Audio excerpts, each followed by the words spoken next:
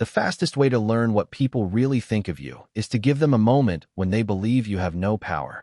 My name is Ryan Caldwell, and the day my marriage truly ended began under a bright summer sky with a plastic bucket full of dirty water. The annual company picnic was supposed to be a celebration. Hundreds of employees and their families filled a large community park on the edge of town. Children ran across open fields. Food trucks lined the parking lot. Music drifted through outdoor speakers. Colorful company banners waved in the warm afternoon breeze. Everywhere I looked, people seemed relaxed and happy. It was exactly the kind of event designed to make employees feel appreciated. My wife Megan loved these gatherings. So did her family. Her father, Thomas Brooks, worked in operations. Her mother, Patricia Brooks, worked in administration.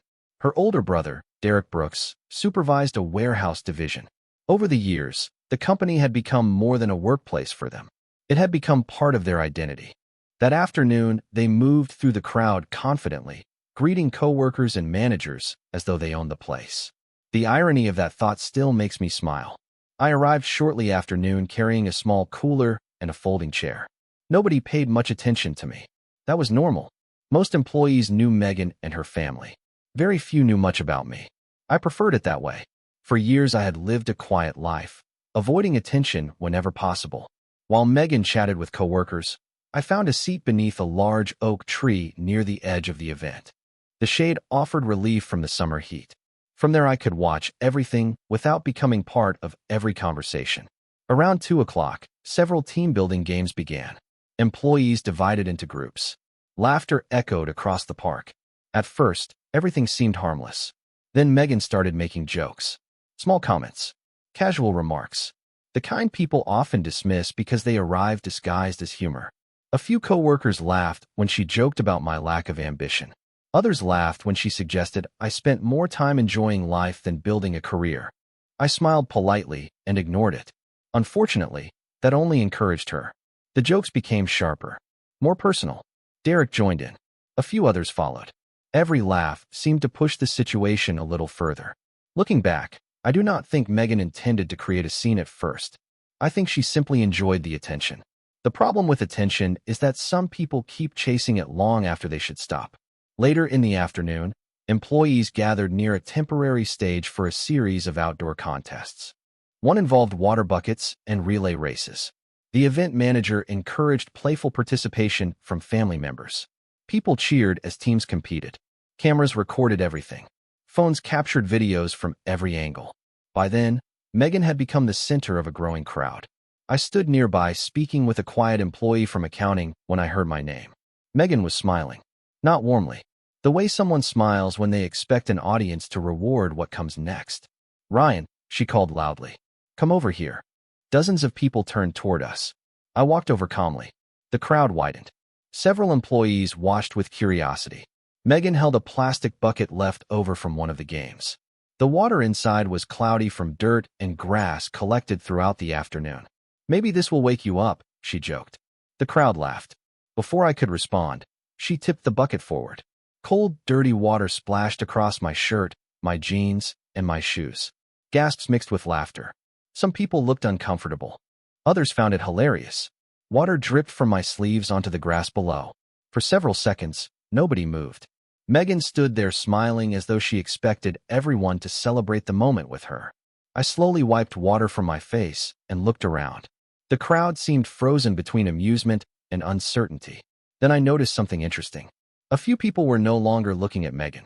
They were looking toward the executive seating area near the stage. Following their gaze, I saw several senior leaders watching the scene carefully. One of them had already pulled out his phone. I said nothing. I did not argue. I did not raise my voice. I simply nodded once, turned around, and began walking toward the parking lot. Behind me, conversations resumed. Music continued playing. The picnic carried on. Nobody noticed who quietly left the event that afternoon. And nobody there understood that before the sun set, a video of what had just happened would land on the desk of a man who knew exactly who I was. By the time I reached home, the summer sun was beginning to sink behind the trees. I parked in the driveway and sat quietly for a few minutes, still wearing the damp clothes from the picnic. Water stains covered my shirt. Bits of grass clung to my jeans. Most people would probably assume I felt embarrassed. The truth was more complicated. Embarrassment fades. Understanding lasts much longer. As I sat there looking through the windshield, I realized the scene at the picnic had not surprised me nearly as much as it should have. In some ways, it felt like the final chapter of a story that had been unfolding for years. I finally stepped inside, changed clothes, and made myself a cup of coffee. The house was quiet. Megan had texted earlier that morning saying she would stay late at the event with her family. The message now felt strangely distant. I carried my coffee onto the back patio and watched the evening settle across the neighborhood. A warm breeze moved through the trees. Sprinklers clicked rhythmically in nearby yards. Children rode bicycles down the street. Everything looked peaceful, yet my thoughts kept drifting backward. Most people at that company knew me only as Megan's husband. That was exactly how I wanted it. Years earlier, when the company was still nothing more than an idea scribbled across legal pads and coffee-stained notebooks, I made a decision that shaped the rest of my life. I never wanted recognition. I wanted freedom. Back then, I spent countless nights working from a tiny rented office above an old printing shop. The furniture barely matched. The air conditioning worked only when it felt like cooperating. There were months when every dollar mattered. Months when failure seemed more likely than success. But I loved building something from nothing. I loved solving problems. I loved creating opportunities for people. As the company grew, advisors constantly encouraged me to become the public face of the organization. They talked about interviews, conferences, leadership branding, and visibility. I rejected every suggestion. Public attention never interested me. Instead, I hired talented executives and allowed them to lead from the front. Over time, one executive stood above the rest. Nathan Whitmore. Intelligent, disciplined, respected. He understood the culture we wanted to build and eventually became the company's CEO. While Nathan handled public leadership, I remained behind the scenes. The arrangement worked perfectly. Most employees had no idea who owned the company. That anonymity became part of my life. Ironically, it also became one of my greatest teachers. When people do not know who you are, they reveal who they are. They speak more honestly. They judge more freely. They show what they truly value. Over the years, I learned more about human nature through silence than most people learn through power. My phone buzzed on the patio table, pulling me back to the present. The screen displayed Nathan's name. I stared at it for a moment before answering. "Good evening," he said calmly. His voice carried the same professional tone it always did. I saw the video. I leaned back in my chair. "I assumed you might." A brief silence followed. "Are you all right?" he asked. I smiled slightly. Of all the questions he could have asked, that was the one that mattered most. "I am fine." "Good." Another pause followed. The footage has already circulated through several departments. That did not surprise me. In the age of smartphones, very little remains private for long. People recorded it from multiple angles, Nathan continued. Human Resources has received complaints. I looked across the yard toward the fading sunlight. Complaints. Several employees were uncomfortable with what they witnessed. That answer interested me. At the picnic, laughter had seemed louder than concern. Apparently, that impression had been incomplete. Nathan exhaled slowly. "Ryan, there is something else you should know." His tone changed slightly. More serious. More deliberate. "What is it?" I asked. "Tomorrow morning, I am meeting with senior leadership." I remained silent. Nathan rarely scheduled emergency meetings without reason. "And?" I finally asked. The answer came immediately. "Because what happened today is no longer being viewed as a family matter. And once that meeting begins, a lot of people are going to start asking questions they have never thought to ask before." The following morning arrived bright and warm, but the atmosphere inside our house felt noticeably colder. Megan left early for work without saying much. The brief conversation we shared over breakfast was polite, distant, and carefully controlled. If someone had walked into the kitchen, they probably would have assumed everything was normal. That was the strange thing about relationships. The biggest problems rarely announce themselves. They grow quietly until one day they become impossible to ignore. After Megan left, I remained at the table for a while, staring out the window toward the backyard. Nathan's words from the night before continued echoing in my mind. Questions they have never thought to ask before. The more I thought about it, the more I realized that the picnic had not created the problem. It had simply exposed it. Around mid-morning, I drove into town and stopped at a small coffee shop near the river. It was a place I had visited for years whenever I needed time to think. Large windows overlooked the water. Soft music played in the background. The smell of fresh coffee and baked pastries filled the air. I sat alone at a corner table and found myself thinking about the Brooks family. Looking back, their attitude toward people had always followed the same pattern. They measured worth through visible success. Job titles, cars, homes, status. If someone appeared important, they received admiration. If someone appeared ordinary, they received less respect. At first, those tendencies seemed harmless. Over time, they became something much larger. I remembered a family dinner nearly 4 years earlier. Derek spent most of the evening talking about a newly promoted executive at the company. The conversation lasted almost an hour. Every achievement received praise. Every accomplishment received attention. At one point, Patricia turned toward me and asked what I had been working on lately. Before I could answer, Derek laughed and said, "Nothing as exciting as corporate leadership." Everyone chuckled. Even Megan smiled. Back then I dismissed it as a joke. Looking back, it was not really a joke at all. It was a glimpse into how they viewed people. My phone buzzed on the table. A message from Nathan appeared on the screen. "Meeting starts in 20 minutes. I stared at the message for a moment before setting the phone down. I did not ask for details. Nathan knew exactly how much information to share and when to share it. That was one reason I trusted him. An hour later, another message arrived. Short, simple, interesting reactions. That was all it said. I smiled despite myself. Nathan had a talent for understatement. If he described something as interesting, it was usually far more significant than that. The rest of the afternoon passed quietly. I returned home and spent several hours reviewing documents unrelated to the company. Yet my thoughts kept drifting back to Megan. Not because of what happened at the picnic, because of how we reached that point. The woman I married years ago would never have humiliated someone for a laugh. She had once been thoughtful, patient, and kind. Somewhere along the way, something changed. Or perhaps the change happened so slowly that neither of us noticed it. That evening, Megan finally came home. She looked tired. More tired than someone should look after a normal workday. We exchanged a few routine comments while preparing dinner. Then, as we sat across from each other at the kitchen table, she surprised me. "Something strange happened today," she said. I looked up. "What do you mean?" She hesitated. People were acting differently. I remained silent. "Not everyone," she continued, "but enough people that I noticed." Outside, the setting sun painted long shadows across the yard. "Differently how?" I asked. Megan stared at her plate for several seconds, like they knew something I did not. The answer was honest. Unusually honest. I took a sip of water and carefully considered my response. Maybe they were just having a bad day. She shook her head. No, it felt bigger than that. Neither of us spoke for a while. Eventually she stood, carried her dishes to the sink, and walked upstairs. As I sat alone in the kitchen, my phone buzzed one more time. Another message from Nathan. "The video has ended." The leadership meeting was scheduled for Thursday morning. By Wednesday afternoon, almost everyone in the company seemed aware that something unusual was happening. Nobody knew exactly why. Rumors traveled through offices, warehouses, break rooms, and conference calls. Some employees believed the meeting involved company restructuring. Others suspected new leadership initiatives. A few thought it was related to the picnic. What fascinated me was how quickly people create explanations when they do not have facts. That evening, I received a call from Nathan. I was sitting on the back patio watching the last light of day fade behind the trees.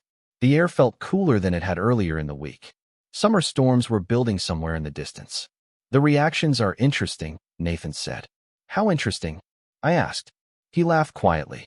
"Interesting enough that several executives spent half the day discussing a video instead of quarterly projections." I leaned back in my chair.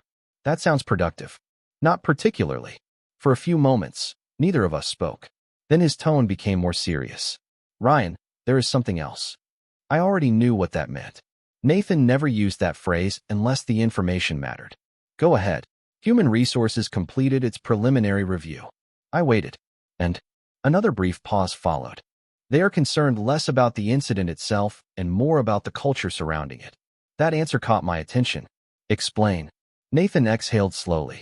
"The question is no longer why Megan poured dirty water on you. The question is why so many people felt comfortable laughing." I looked across the darkening backyard. The observation was uncomfortable because it was accurate. Individual actions rarely happen in isolation. They are often symptoms of something larger. People usually follow the behavior they see rewarded, I said. Exactly. His answer came immediately. After the call ended, I sat outside for another hour thinking about the company, my marriage, and the strange intersection between them. Years ago, when I built the company, I promised myself that respect would always matter more than status. Titles mattered. Performance mattered. Results mattered. But respect mattered most. Somewhere along the way, I had become so distant from daily operations that I stopped noticing certain warning signs. Perhaps that was my mistake. The following morning arrived bright and clear. Megan left for work before sunrise. She barely touched her breakfast. The tension in the house had become impossible to ignore. Before leaving, she stopped near the front door and looked back at me. "Something is happening," she said quietly. It was not a question. "What makes you think that?" I asked. She folded her arms. "People keep acting strange around me." I remained silent. Even my father noticed it yesterday. That was interesting. Thomas Brooks rarely noticed subtle changes in other people. "Maybe everyone is overthinking things," I suggested. Megan stared at me for several seconds. "You do not believe that." She was right. I did not. But I also said nothing. Eventually, she shook her head and walked out the door. Later that afternoon, Nathan sent me a copy of the meeting agenda. It looked ordinary at first glance. Leadership updates, operational review, strategic planning discussion. Then I noticed an additional item near the bottom. Special recognition and company history presentation. I smiled. Nathan always preferred elegant solutions. My phone rang less than 10 minutes later. Nathan again. "Did you see the agenda?" he asked. I did. "Any thoughts?" I looked down at the document resting on my desk. "Only that some people are going to be surprised." Nathan laughed. "That might be the understatement of the year." Outside my office window, dark clouds began gathering over the city. The first signs of an approaching storm appeared on the horizon. "How is the Brooks family reacting?" I asked. "From what I hear, they think the meeting concerns disciplinary action." I closed my eyes briefly. The assumptions continued. "And Megan?" Nathan hesitated. "She seems nervous."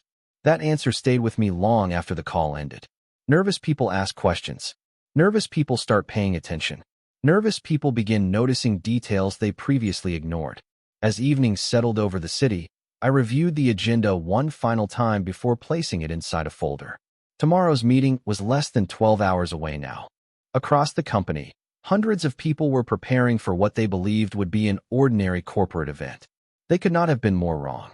Because by the time that meeting ended, a room full of assumptions was about to collide with a truth that had been hiding in plain sight for years. Thursday morning arrived with clear skies and unusually heavy traffic around company headquarters. Employees filled the parking garage earlier than normal. Conversations echoed through elevators and hallways. Everywhere people gathered, the same topic surfaced. The meeting. Nobody seemed to know exactly why it had been called, yet everyone seemed convinced they understood the reason. Assumptions were spreading faster than facts.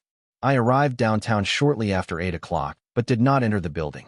Instead, I parked across the street and watched the morning unfold from a quiet corner table inside a small cafe. Through the window, I could see employees streaming through the glass entrance. Some carried coffee cups. Others carried laptops and folders. Most looked curious. A few looked nervous. Around 8:30, my phone buzzed. "Nathan, the room is already full," he said. "That early?" I asked. "Much earlier than expected." I smiled slightly. Human beings are naturally drawn to uncertainty. The less information they have, the more desperately they seek it. After ending the call, I continued watching the building. Several familiar faces arrived. Department heads, senior managers, executives. Then I saw Thomas Brooks pull into the parking lot. A few minutes later, Patricia arrived. Derek followed shortly afterward. All three entered the building looking confident, comfortable, completely unaware of what was actually waiting for them. Around 9 o'clock, another message appeared from Nathan. "They think this is about disciplinary action." I laughed quietly to myself. That assumption matched what he had told me the previous day. Apparently, several people believed the company intended to address the picnic incident directly. Others believed policy violations would be discussed. A few expected formal warnings. Nobody seemed to realize that the picnic was merely the event that started a much larger conversation. Across town, inside the company auditorium, hundreds of employees took their seats. Nathan later described the atmosphere as tense but controlled. Small conversations filled the room while people waited for the meeting to begin. According to him, the Brooks family sat together near the front. Megan appeared especially distracted. She reportedly spent most of the morning checking her phone and whispering questions to coworkers. Nobody had answers. At precisely 9:30, Nathan walked onto the stage. The room immediately became quiet. A large company logo filled the screen behind him. He welcomed everyone, thanked them for attending, and began working through several routine business updates. Revenue projections, expansion plans, operational milestones. Everything appeared completely normal. The audience slowly relaxed. People started believing their assumptions had been wrong. Perhaps there was no major announcement after all. Perhaps the rumors had been exaggerated. That was exactly what Nathan wanted them to think. Nearly 40 minutes later, he reached the final item on the agenda: special recognition and company history presentation. According to several people who attended, the atmosphere shifted immediately. Curiosity returned. Nathan clicked a button, and an old photograph appeared on the screen behind him. It showed the company's first office, a tiny rented space above a printing shop. The image looked almost forgotten by time. Nathan began telling the story of the company's earliest years. The struggles, the risks, the uncertainty. Employees listened politely. Most had never heard the full story before. Then another photograph appeared. Then another. The presentation continued, moving through the company's history one chapter at a time. The room grew increasingly quiet. Somewhere near the middle of the presentation, Nathan asked everyone to stand and recognize the people who helped build the company during its earliest years. Employees applauded. Managers applauded. Executives applauded. Even the Brooks family applauded. What none of them realized was that Nathan was carefully leading them towards something far bigger than a history lesson. My phone vibrated again. This time the message contained only 6 words. "We are almost ready for you." I stared at the screen for several seconds before locking the phone and finishing the last sip of coffee. Outside the cafe window, the company headquarters stood beneath the bright morning sun. Inside that building, a room full of assumptions was about to encounter reality. And according to Nathan's schedule, in less than 10 minutes, he was going to ask a question that would change the entire atmosphere of the meeting. Inside the auditorium, Nathan allowed the silence to linger after the applause faded. Hundreds of employees remained standing, waiting for him to continue. On the massive screen behind him, the company's earliest photographs remained visible. Images of cramped offices, worn desks, and handwritten plans reminded everyone that successful organizations rarely begin with luxury. They begin with persistence. Nathan stepped forward and smiled. "There is one more person we would like to recognize today," he said. The room immediately grew quieter. Employees exchanged curious looks. Some glanced toward executives seated near the stage. Others checked the program in front of them, searching for clues that were not there. Nathan continued speaking. "Most companies celebrate their founders publicly. Most companies place their founders on websites, magazine covers, and conference stages. Ours has always been different." A murmur moved through the audience. Several people leaned forward in their seats. Nathan clicked another button. The screen changed. A simple document appeared. It was one of the earliest incorporation records from the company's history. Certain details had been enlarged for visibility. Employees squinted toward the screen. Names, dates, signatures, information that had existed for years without attracting attention. "The individual who created this company made a very unusual decision," Nathan said. "He chose to remain private. He believed the company's success should belong to its employees rather than a public personality." The room remained completely silent. Near the front, Megan sat motionless. Thomas Brooks folded his arms. Derek stared at the screen with a confused expression. Nathan looked toward the auditorium doors. "Today," he said calmly, "it is time to recognize that individual properly." At that exact moment, the doors at the back of the room opened. Every head turned. I stepped inside. The reaction was immediate but quiet. Confusion appeared first, then curiosity, then something else. Recognition. Not recognition of who I was, but recognition that something important was happening. I walked slowly down the center aisle. No dramatic music. No spotlight. No grand introduction. Just hundreds of people watching a man they believed they already understood. As I moved closer to the stage, I saw faces changing one by one. Managers looked surprised. Executives looked respectful. Employees looked puzzled. The Brooks family looked completely lost. Megan's eyes followed me every step of the way. Nathan waited until I reached the front of the room. Then he extended his hand. "Thank you for joining us, Ryan." I shook his hand. The auditorium remained silent enough to hear individual movements and shifting chairs. Nathan turned back toward the audience. "For those who may not know," he said, "Ryan Caldwell founded this company." Nobody reacted at first. The statement seemed too unexpected to process. Then whispers began spreading across the room. Small conversations erupted everywhere. Employees turned toward each other. Managers exchanged stunned looks. Several people glanced back and forth between me and the screen behind us, as though trying to reconcile two different realities. Nathan raised a hand, and the room gradually became quiet again. Ryan founded this company more than 15 years ago. He remains the principal owner today. This time the reaction was impossible to contain. Audible gasps spread through the audience. Conversations erupted again. Shock moved through the room like a wave. From where I stood, I could see Megan staring at me with complete disbelief. Thomas looked as though he had forgotten how to blink. Patricia sat frozen. Derek's expression shifted from confusion to realization. Years of assumptions were collapsing in real time. Nathan allowed the moment to settle before continuing. "Many of you have worked here for years without ever meeting him formally. That was his choice." Ryan believed the focus should remain on the people building the company every day. More silence followed. Different now. Heavier. Thoughtful. Nobody was thinking about the picnic anymore as an isolated joke. Suddenly, every detail carried new meaning. Every conversation. Every assumption. Every moment someone had measured another person's value without understanding who they were. Nathan looked toward me. "Would you like to say a few words?" Hundreds of eyes turned in my direction. I stepped toward the microphone and looked across the room.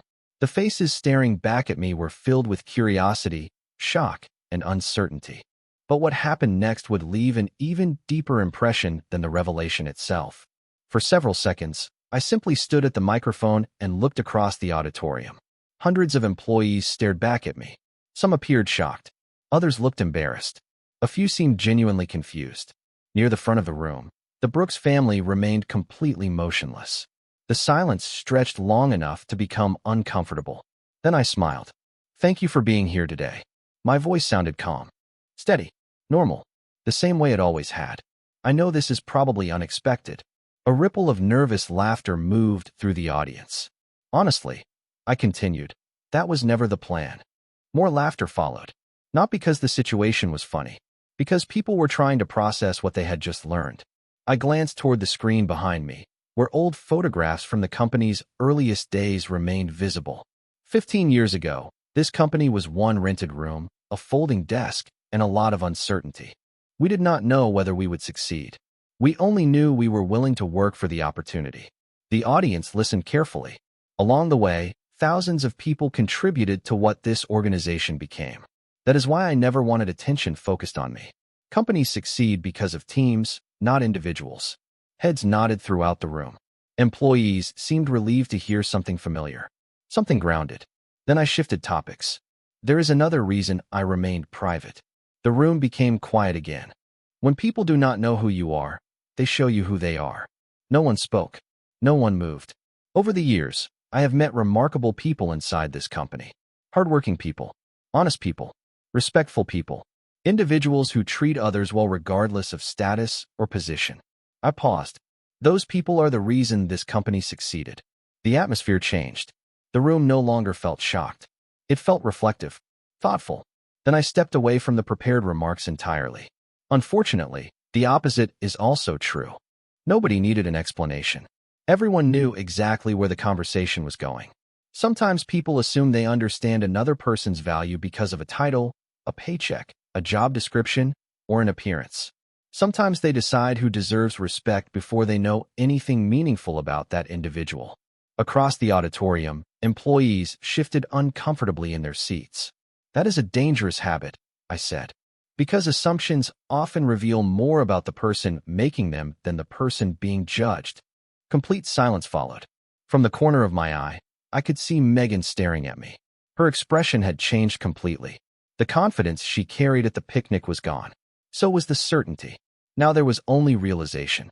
I continued speaking for several more minutes about culture, leadership, accountability, and respect. I never mentioned the picnic directly. I never mentioned Megan. I never mentioned the Brooks family. I did not need to. Everyone in that room understood the message. When I finished, the applause began slowly. Then it grew louder. Employees stood. Managers stood. Executives stood. Within moments, nearly the entire auditorium was on its feet. The standing ovation lasted longer than I expected. I thanked everyone and stepped away from the microphone. Nathan returned to the stage to conclude the meeting. Meanwhile, I quietly exited through a side corridor. I had no interest in becoming the center of attention. The revelation itself was enough. What happened afterward surprised me more than anything that occurred inside the auditorium. As employees left the building, conversations exploded throughout the company. Emails circulated. Messages spread between departments. People discussed the founder they never knew existed. More importantly, they discussed the picnic. By late afternoon, nearly everyone had connected the two events. The realization hit employees in waves. The man who had been publicly humiliated days earlier was the same man who owned the company where they worked. Yet the most significant reaction was not shock. It was discomfort. Many employees began asking themselves difficult questions. Why had the crowd laughed? Why had nobody intervened? Why had so many people assumed Ryan deserved the treatment he received? Those conversations continued throughout the day. Around 5 o'clock, Nathan called me. "You were right," he said. "About what?" The reveal was not the hardest part. I leaned back in my chair. "What was?" Nathan exhaled slowly. "Everything that happened after people started thinking." That answer stayed with me. Because he was right. Discovering the truth is powerful. Living with it afterward is often much harder. Before ending the call, Nathan shared one final observation. "You should know something," he said. "Megan left work early today." I looked out the window toward the evening sky. Why? There was a brief pause. Because according to several people, she could barely make it through the afternoon. The weeks that followed changed far more than a single afternoon ever could. What happened inside the auditorium spread throughout the company faster than anyone expected. Not because people enjoyed gossip. Because the story forced them to reevaluate assumptions they had carried for years. Employees who barely knew me began seeing me differently.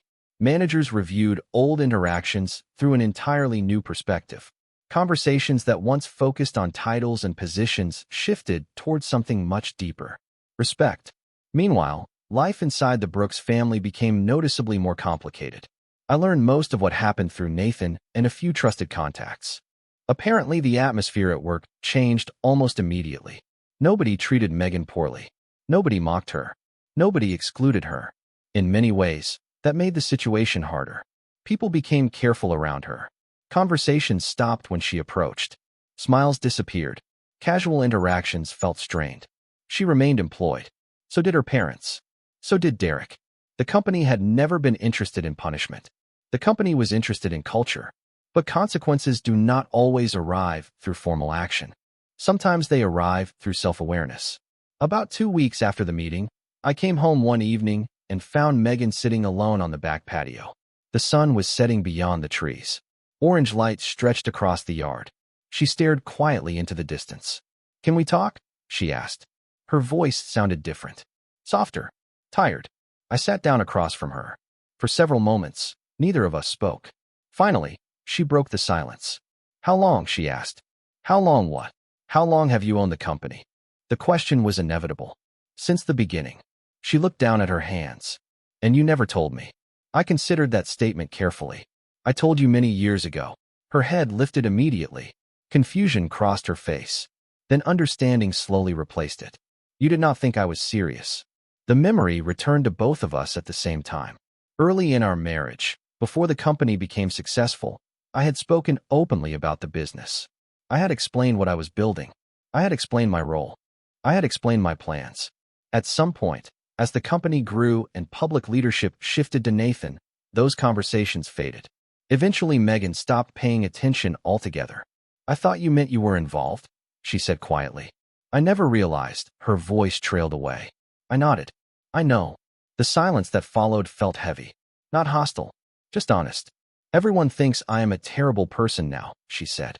I looked toward the fading sunlight beyond the fence. Do you think that? The question caught her off guard. She stared at me for several seconds. I do not know. Then start there. Another long silence followed. For the first time in years, Megan seemed less interested in defending herself than understanding herself. That difference mattered. Over the next several months, our relationship continued changing. Not recovering. Changing. There is a difference. Some bridges can be repaired. Others simply teach valuable lessons before disappearing into the distance. Megan began spending more time alone. More time reflecting. More time questioning choices she once defended confidently. Thomas became noticeably quieter at family gatherings. Patricia avoided discussing company politics altogether. Derek stopped measuring every conversation through status and promotions.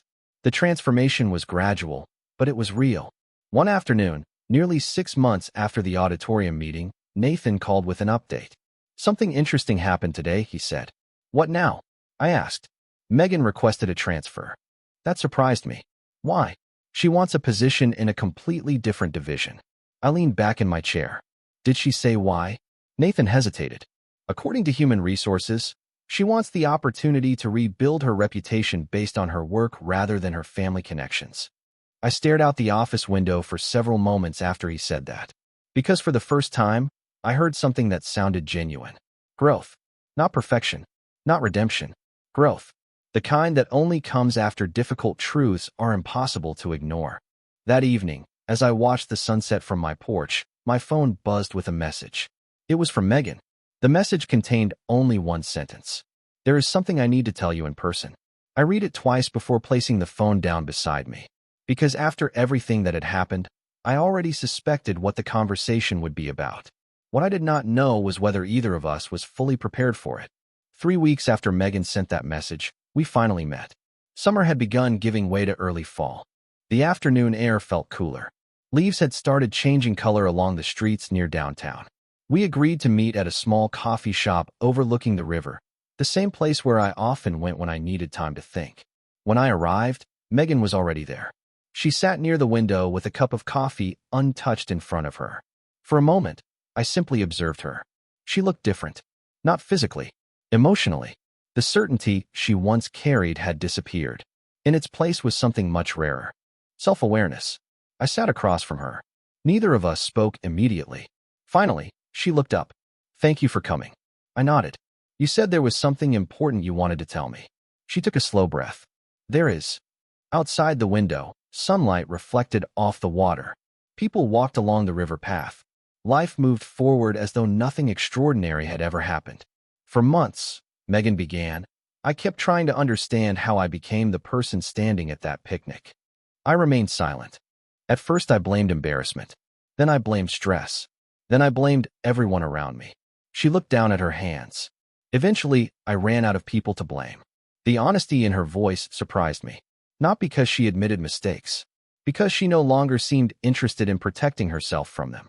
I spent years measuring people the way my family measured people, she continued. Position, status, recognition, influence. She shook her head slowly. The problem was that I stopped seeing individuals. I started seeing labels. The river outside sparkled beneath the afternoon sun. Including me, I said. She nodded immediately. Especially you. For several moments, neither of us spoke.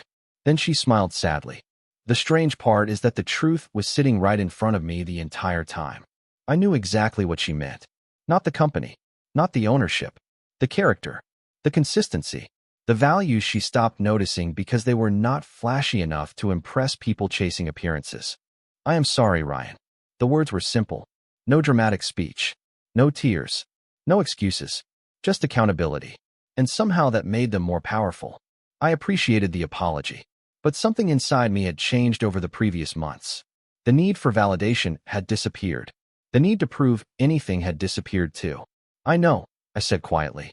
Megan studied my face for a few seconds. You already moved on. It was not a question. Yes. She nodded slowly.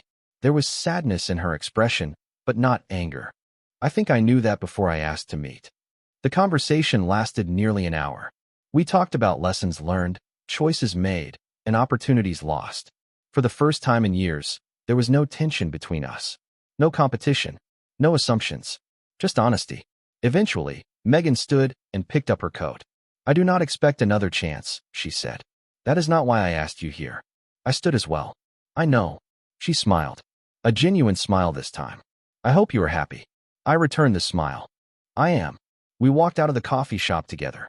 At the sidewalk, we stopped. Then Megan turned and headed toward the parking lot. I watched her disappear into the afternoon crowd before continuing toward the river. The funny thing about life is that people often imagine victory as a dramatic moment, a celebration, a confrontation, a final score. But real victory rarely looks like that. Sometimes victory is simply finding peace after spending too long carrying disappointment. Sometimes victory is waking up without anger. Sometimes victory is no longer needing other people to understand your worth. A year later, I stood on the back porch of my home watching the sunrise paint the horizon in shades of gold and orange. The company continued growing. Employees continued building careers. Life continued moving forward. The picnic that once seemed so important had become little more than a memory. Yet the lesson remained. Respect should never depend on status. Character should never depend on recognition. And assumptions are often the most expensive mistakes people make. Looking back, I do not remember the dirty water nearly as much as I remember the laughter that followed it. Because that laughter revealed everything. It revealed who people believed I was. More importantly, it revealed who they were. And in the end, that understanding became far more valuable than any title, position, or ownership document ever could. Before this story ends, I would genuinely love to know what you think. If you had been standing at that company picnic, how would you have reacted? Do you believe Megan truly changed, or do you think some mistakes arrived too late to repair?